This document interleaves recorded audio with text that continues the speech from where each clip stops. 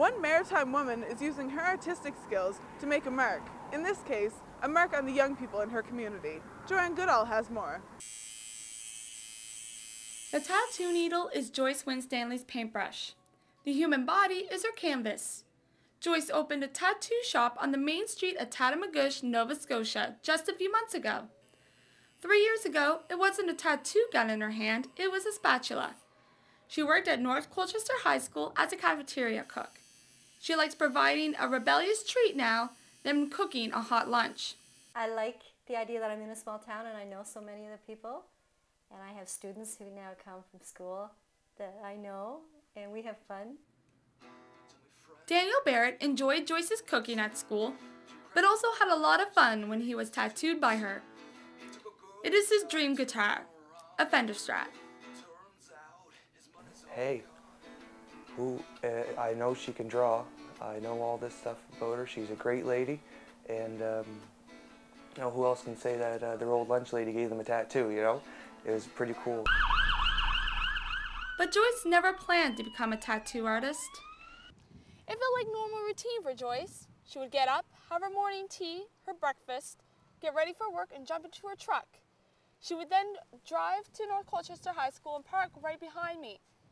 But it was one morning in early spring of 2007 where she thought that everything would change forever. I remember most of it. I remember coming to work, pulling into my parking spot, and then just being very confused instantly. I didn't know how to shut the truck off. I didn't know where I was. I was just very confused. Joyce had suffered a stroke. Doctors believe stress caused it. Many realized with the speech loss and the other things that I should go on to Truro. And they took me to Emerge there. And on the way to Truro, I lost feeling in my arm, my right arm and my hand. It was all numb and tingly and strange. It was a very, very confusing time. Sitting in her bed, Joyce expected the worst.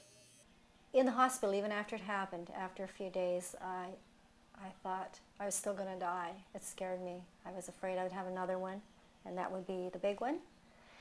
So I'd lay in bed and look up at the sky, out the window, and just think of all the things I want to do when I get out. The things that I would do that I don't generally do, that I love to do, and it just gave me a whole different insight into living. Joyce's husband, Terry, had to travel a half hour to comfort her. Unfortunately, at the time, we were that broke that her sister stayed with her because I had to go to work, because I couldn't afford to miss a day's work. You know, it just would have been another stress on her, another stress on me. So I went, but the next day I couldn't go. I had to take the day off, and I went and spent the evening with her. But I remember that day thinking everything was changing. Everything did change. Joyce had a new zest for life after her recovery. She boarded an airplane and spent 7 months in St. Catharines, Ontario, to learn the art of tattooing from her son, Justin. This was the longest Terry and Joyce had ever spent away from each other during their 34 years of marriage. Well, there goes my image for sure, but I used to just cuddle her pillow, hug it. And we talked every day. Joyce still finds it difficult to work long hours and her concentration is poor. She takes 2 types of medication, but she believes it was her dream of tattooing that helped her get better faster. Her story has now left its mark on the people in her community. I try to hang on to it. I lose it sometimes because you get caught up in daily living, what's important, and today is all you have, really. This is Joanne Goodall with Stu Journalism. We've all seen the labels and photos that warn us about the dangers of smoking. Well, now there's a move to get similar labels posted across Canada about the dangers of tanning beds. Crystal Klein has the story. Micheline Wabershard loves to tan. She's been using commercial tanning beds for the past 10 years. According to the World Health Organization, tanning beds are in the top cancer risk category, deeming them as deadly as arsenic. But for Micheline, it's worth the risk. I need the heat I need to get out and feel energized, so this is how I do it. You have your chain smokers, therefore you have your tanners who see this as a culture. In my case, I've been doing this for over 10 years now, but I try to use it wisely. Michelin is not unique. Tanning is a $1 billion industry in Canada. There are roughly 3,000 tanning salons like this one across the country. Nick Cormier owns a salon in Charlotte, New Brunswick. He thinks that tanning is okay if it's done in moderation. If you use it with common sense, I don't think it's worse than the sun. If you use the sun the right way, there's no problems.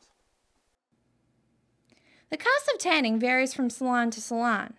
Michelin spends an average of $100 a year. The cost to her skin is less obvious. This is the ugly truth. Since 1990, the number of cases of skin cancer has increased by 2/3. Young people who use tanning beds before the age of 30 have a 75% higher risk of getting a form of skin cancer. Vanessa Trindade, a university student, is scarred by her tanning habit. Well, at first he didn't know where they come. He just said sometimes they're just dormant cells that when you do some sort of type of activity, they'll become awake, and then that's when the cancer sets in. So we just had to go through the types of activities that I was doing, where that summer I was working in an office and I felt myself going really just pasty and I hated my color, so I started tanning, and then that's the conclusion he came to, that that's where it came from. A member of Parliament for Manitoba is presenting a private member's bill to the House of Commons at the end of this month. He is asking for larger, more obvious warning labels on tanning beds. He also wants the warning labels to include how tanning beds can increase your risk of getting skin cancer. A Fredericton dermatologist, Dr. Dana Hansen, supports the bill. Here in the province of New Brunswick, we have to realize that due to the lobbying of myself and the plastic surgeon here in the city, Dr. Truman, we were the first province to have warnings and prohibition of people under 16 in tanning beds in the country. If the new bill passes, laws covering tanners like Michelin will be tough across the country. For Stu Journalism, I'm Crystal Klein. From construction to curling, we have it all after the break.